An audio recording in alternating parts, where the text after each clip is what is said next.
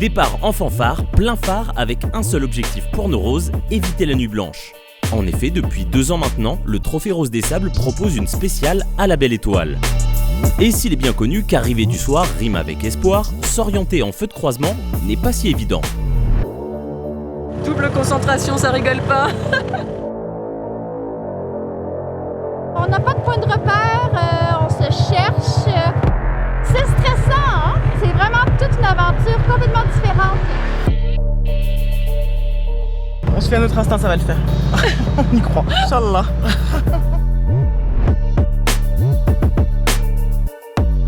Là, il y en a ce côté-là. Qui a raison? On va décider nous-mêmes. On est allé vérifier, tâter le terrain et voir s'il n'y a pas une coupe à faire. Ma pilote est super patiente avec moi. C'est une grosse épreuve pour les copilotes. On valide toujours ensemble pour voir où est-ce qu'on passe, avec le chemin que j'ai choisi. C'est vraiment difficile! On est arrivé, on est contente.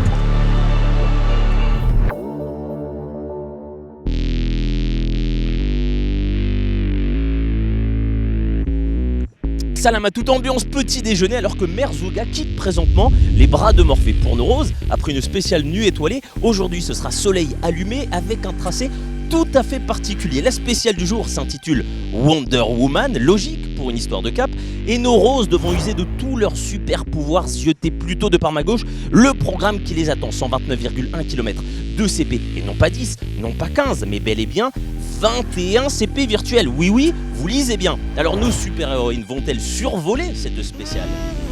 L'assaut magique, c'est parti. Aujourd'hui, le rallye entre dans sa pleine dimension sportive. Fini l'échauffement, l'aventure s'intensifie pour de vrai. Et sur cette spéciale subtile et capricieuse, c'est aux navigatrices d'œuvrer.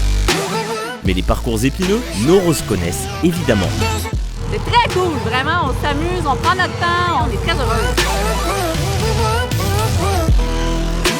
L'œil sur le roadbook, la main sur la boussole et la semelle prête à fouler le terrain avant d'y aventurer les pneus, une course réussie, c'est avant tout une copilote investie. Il faut être attentif et il faut essayer de se trouver des points de repère et c'est pas toujours facile. Ben là, on a loupé notre CP virtuel, on s'est planté, voilà. Il faut être extrêmement concentré et vigilant, et bien là on a manqué de vigilance, voilà. On a été peut-être trop rapide. On essaie des petites coupes, mais c'est pas évident à cause des CP virtuels, fait que c'est pas facile. On préfère prendre le temps de sortir quelques minutes pour s'assurer de prendre le bon cap. Toutes les filles ne prennent pas le même cap. Il ne faut pas se laisser tenter par suivre les autres en fait. La piste, elle était juste sur le côté, donc on a grappillé un petit peu, mais sans trop. Il faut anticiper pour justement ne pas se mettre en difficulté. Ah ouais, mais là je me suis enlisée. Attends, là-bas. On est très complémentaires. C'est un travail d'équipe constant. On va descendre tout doucement, ça passe, et après on rejoint le poteau rouge.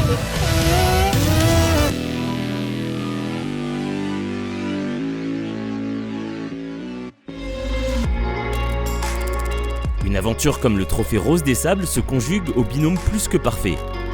Il faut savoir s'additionner et apprendre à cohabitacler. Et c'est bien connu, lorsqu'on choisit de s'unir, c'est souvent pour le meilleur et parfois pour le pire.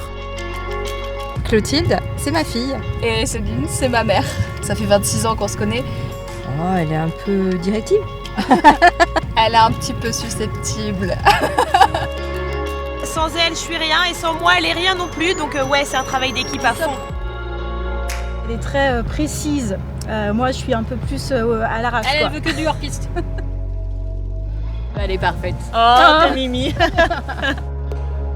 On va toujours plus loin à deux. Justement, retrouvons les équipages arrivés au bivouac pour évoquer ce lien partagé, raconter cette histoire qui d'abord a 2 se vit avant de l'écrire toutes unies. Je m'appelle Emmanuel et mon numéro d'équipage c'est le 55. Céline, équipage 55.